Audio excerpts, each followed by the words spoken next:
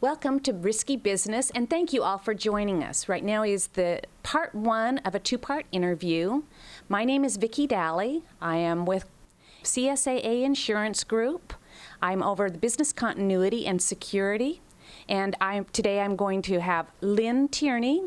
She is the Senior Advisor of Crisis Leadership at Blue Moon Consulting. She will be speaking with us, and I also have Grace Cricket, who is the Special Administrator to the Vice President and Chief Financial Officer at San Francisco State University. So thank you for being here, Grace. Oh, you're welcome. It's great to be here. And Lynn is on the phone, and thank you, Lynn, for joining us. It's a privilege to be with you today. I'm going to give a little bit of information. Lynn is a Senior Advisor of Crisis Leadership at Blue Moon Consulting Group.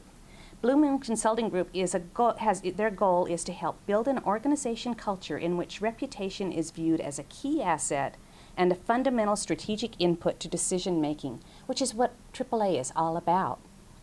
She has a career spanning almost 40 years. Lynn is one of the most experienced crisis communications experts in the country. Prior to joining Blue Moon Consulting Group, Lynn was Vice President of Communications for the 10-campus University of California system.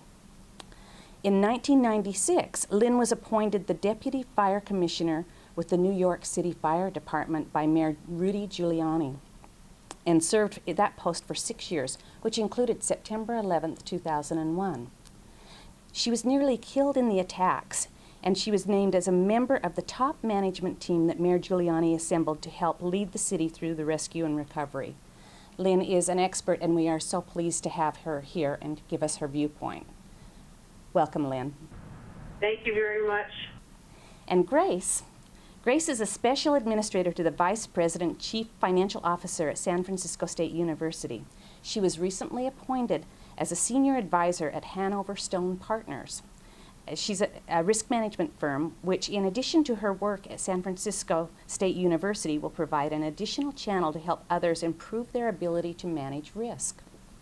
She's a leader in risk and passionate, which I know very well, about creating innovative programs that elevate the reputation of the organization and provide a positive employee experience and result in lasting change and sustainable savings. While serving as the Chief Risk and Compliance Officer at AAA Northern California, Nevada, and Utah Club, she developed the vision for Risky Business.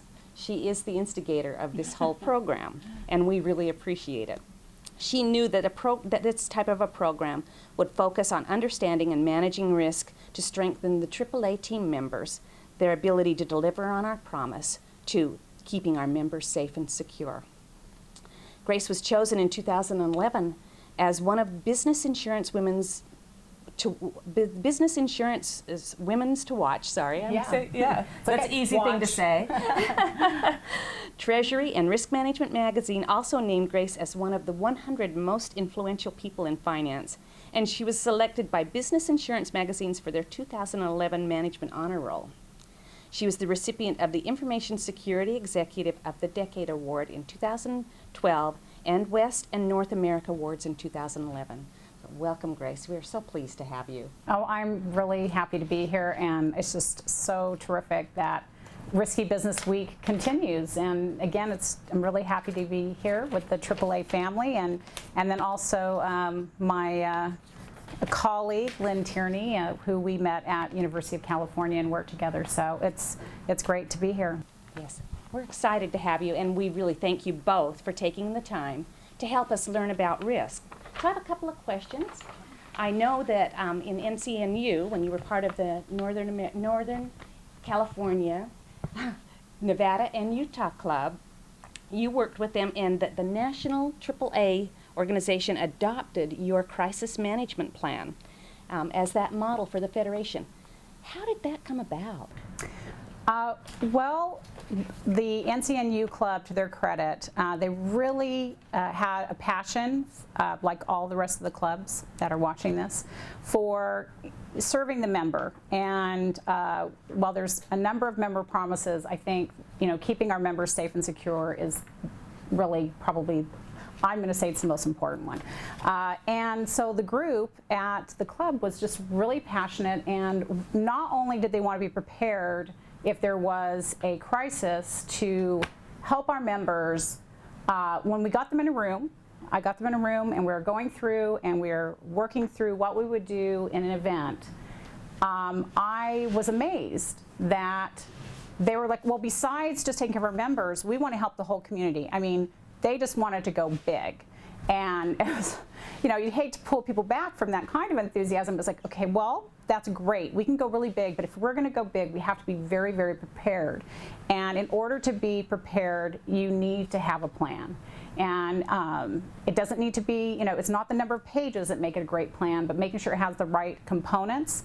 And we actually worked with Simon Barker, who's now with Blue Moon, who works with Lynn, had him come in, because he'd worked with us at University of California prior, and had him come in and work together with people in the club to put together this program.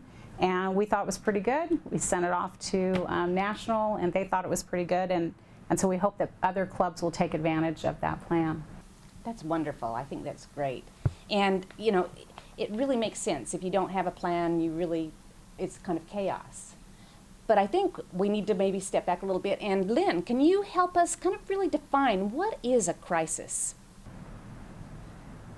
Well, a crisis is generally defined as an unexpected situation that occurs to an institution or a geographic area or a particular situation, and it disrupts normal operations or it presents unusual challenges.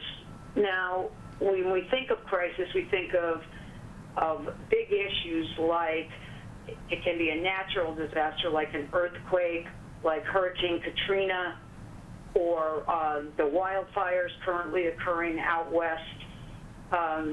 You know, it can be something like that. Obviously, we've had the tsunami and the meltdowns in Fukushima and other places. So those are some of the natural disasters and crises we think of.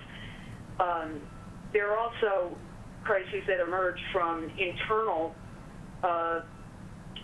elements within an organization, and they can be reputational issues.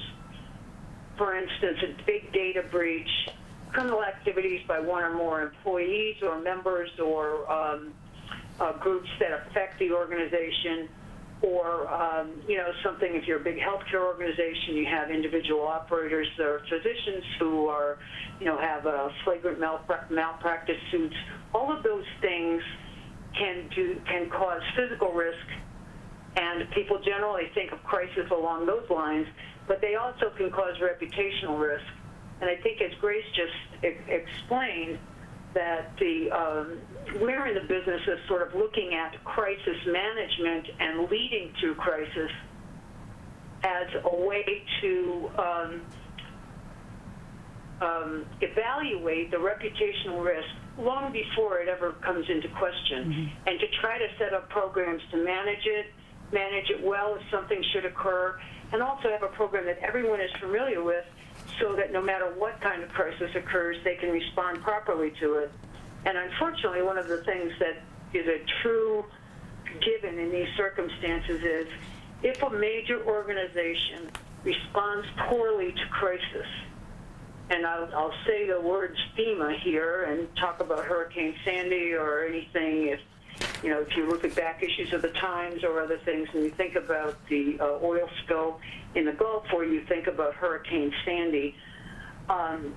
So if the agency makes a poor response to the crisis, it often does more long-lasting harm to that agency and that reputation than the original crisis itself. And that's a sorry state. But we firmly believe you can prepare for it, you can plan for it, and you can get out in front of it so that you'll be prepared to handle it in the best way possible, no matter what you're up against. So that's a long-winded definition of crisis and what to do about it. Well, it's not only a good definition of a crisis, but you're also explained what the challenges are to an effective crisis management program. And I love what you said. You know, a poor response is often more damaging to the reputation than the whole event. So it's something that you need to be prepared for. Right, and that's the very key to the kind of plan that Grace and Simon Barker put together, and that major organizations put together. And there's one more important distinction. Management of the crisis, emergency management of the crisis, is critically important, but that's not necessarily all we're talking about here. That's a different set of duties, operational duties.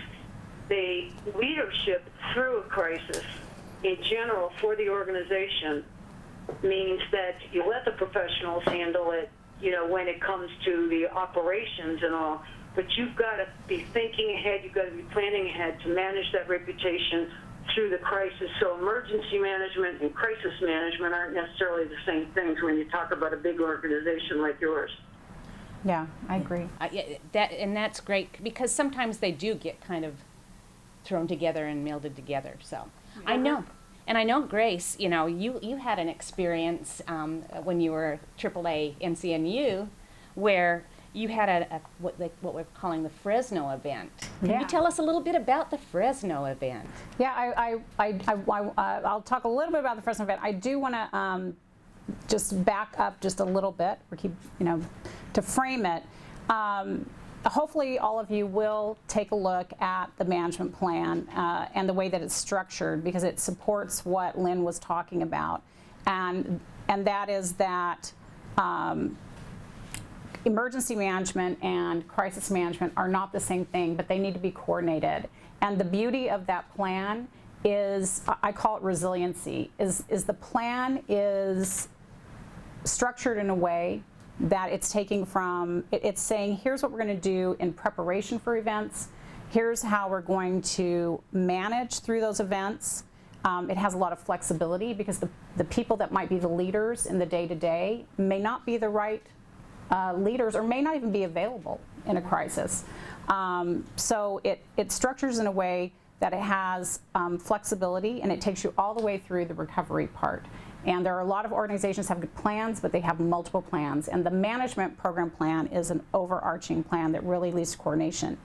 And the good thing also that the plan calls for it, but a lot of organizations might not do it, but that the club was really good about, is that we instituted the plan, or a portion of the plan, for very small events that happened. From, it could have been something where there was some interpersonal relations between, unfortunately, maybe a member and the even CSA, and it was coordinated and saying, gosh, somebody's upset, and just giving a heads up, hey, somebody's upset, and working together to try and resolve it. So things that you might think of as just customer complaints, we would actually institute the plan. Or when we had the earthquake in Napa, which both the CSAA as well as the club responded to, we instituted the same plan. So when Fresno happened, which was a bigger event, because I always consider a bigger event is not necessarily the geographic scope. I think when you get into life safety issues, that's when, that to me, that's the big event, when you really have people that are injured. So what happened in Fresno is that we had got a call from the branch indicating that a vehicle had plowed in through the storefront, took out significant amount of structure in the front of the building, further into the building, many desks, and only because there was a very strong fixed steel pole did this vehicle stop. And it sent many people to the hospital, both members and our own employees. Caught on video, very frightening. And even the vehicle that came through, it was not ill-intentioned. It was a member who was not well, and unfortunate accident. So it was very traumatic. It was disruptive. And I'll just share just this key thing is the way that this plan worked, and because we had been executing on it on a routine basis. Russ Ramirez, right, head guy over operations, great guy. Because we had already instituted the incident command portion of the plan numerous times, I simply had to get on the phone with him, and all I had to say to him, because we needed to move really quick, is I said, I am activating our plan. And he said, got it, Grace. go. And he knew exactly what to do next. I get like goosebumps right now. I mean, he was amazing, and it was because we were practiced. So you really can execute. And we were able to integrate in the communications, make sure that both internal and external communications were appropriate and effective, and we were able to do the right thing by our members. We were able to get that branch back up and recovered and serving that community within less than 24 hours. That's just amazing. And I think it really demonstrates, it sounds like you did practice, and practicing, exercising, testing, that's the way that you can get good at this. And it sounds like you and your team did that. And having a plan to be able to practice from is really something that you need. I think that's wonderful, and I think you never know when something's going to happen. You can't know that that's going to happen, but you can prepare and you can look at what is the risk and what are the things that you can do. So I do think, when you have a crisis, there are some challenges. And one of the things is, how do you get people to understand that when a crisis happens, it's not just what you do day to day. Their focus is different. How do you get that? And Lynn, can you I know you've experienced a lot of, and September 11th was probably your biggest, but how do you get people focused on understanding when they're looking at crisis that they don't react just how they do on a day-to-day basis?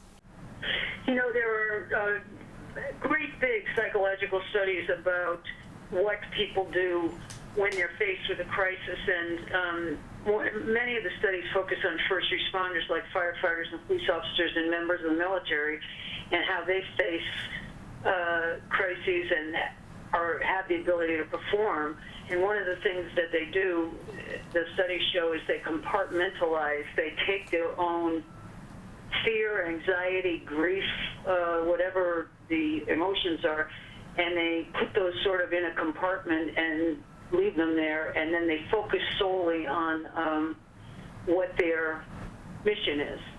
And so that's why firefighters run into a burning building, and that's why EMTs will, be able to, in the midst of a huge crisis, they'll be able to attend to the medical needs of the injured. But I think, talking about the rest of us Joes who find ourselves in a crisis, I think what we need to do is we need to look at a few things. One of them is that you can't build the relationships you need to have when the crisis strikes. So the relationships I'm talking about is relationships in the office, understanding who's in charge of what. If there's one person who's supposed to be responsible for knowing where everybody is, if something happens, if it's an earthquake or if it's a major fire, in fire protection, you designate a meeting space outside. We do the same things in crisis management, and so that you know exactly how to respond, where to respond, who to be looking for. And, when you consider, back to what Grace said, should a crisis strike one of the offices that you're working in, if it's personal to you guys, you need to be able to count on others in the office to perform their roles, and the only way to do that is to have defined roles, to have practiced these roles, and that's why in emergency management and in crisis communication and crisis management, you do these drills and you do things, that will help you when the situation hits. But I think the other thing is that if you look at the kind of organization that you are, you may be one of those organizations that comes to the aid of the general community. When you look at the Gulf, when you look at 9/11, when you look at some of the more serious, when you look at Katrina, realize how geographically isolated people can be in a crisis, in a terrible physical crisis like that. Even the wildfires that are taking place, there's livestock, there's people, there's schools, there's elderly that, the first responders may not be the ones to reach them first. You or your organization might be right next door to them. If there's an active shooter situation at school, are you going to be one of the places where the kids are stowed until they meet with their parents? Can you assist in any way? What kinds of things are you capable of doing, or would your organization be an asset for in the whole general community? And what people have seen in the nature of crisis in this country is that crises, even as big as Katrina, are localized, and it takes a long time for the federal government to get in there. It takes a long time for a lot of that aid to reach people. So the people right on the scene, right on the spot, are the ones that need to respond and need to respond well. And for your organization, I think that's critical. And because so much of your organization is known for timely, perfect, worthwhile response that people count on in the middle of the night, I think you've got that going for you in your reputation. And if you can build that throughout the organization, I think it really will just help. So I would say a key to this is making sure that you don't wait until you have a crisis to make the appropriate relationships with yourselves and your community. Make sure that you've done drills so that people know who they can count on and where they're supposed to be. And have a couple of these drills so that you figure out that the silos that you're in on a day-to-day basis all go out the window when this occurs. And you need to work together, and you need to, drop some of those artificial walls we put up between people to protect our own space. That's all off the table when a crisis occurs. So, I don't mean to sound dire about it, but the situation can be dire, and you need to be able to work together, and you can't start that as the fire alarm is going off. I think that's wonderful advice. And what I'm hearing is, everybody has to be key. Everybody has a role, and by practicing, by knowing your risks, and by really understanding that there are times you need to make the decision, you need to understand, and during a crisis, your role may be a leader, or you may be the decision maker. Is that a good sum up of that? I think it is a good sum. And I think that as Lynn said, there's a great opportunity for the clubs to respond to the community when there's large events. And I would encourage the clubs to, even though it might seem a little formal to, have a plan, even for the small events, use that plan and people will become more familiar with it. And then when you do have a Fresno event or a bigger event, it's just, you'll be able to just say one line to your team member, I'm activating the plan, and people will know what to do. And you can take a really crisis event and turn it into, an opportunity and get the best outcome that you can. That's wonderful. Thank you. And I do appreciate your time. We are going to, this is the end of our part 1 interview. As the moderator, I will be having part 2, and we really invite you to participate in that and learn a little bit more. I'll be talking to both Lynn and Grace again. I do want you to be aware that you can go out, and on Risky Business we will have a lot of information about how to do a plan and what plans are out there from both a personal, a community, and also a business perspective. So there are a lot of things to learn out on the Risky Business site, and this interview with Lynn and Grace, I hope, is a platform for you to go out and really look at all of the information. And please join us for part 2. And just one other reminder, don't forget to go out and get your Risky Business icon for a Risky Bingo so that you can be part of the drawing, the drawing for a $100 prize and some other great prizes. So have fun, and thank you, Lynn and Grace, and we'll be back in a little bit. Thank you. Thank you.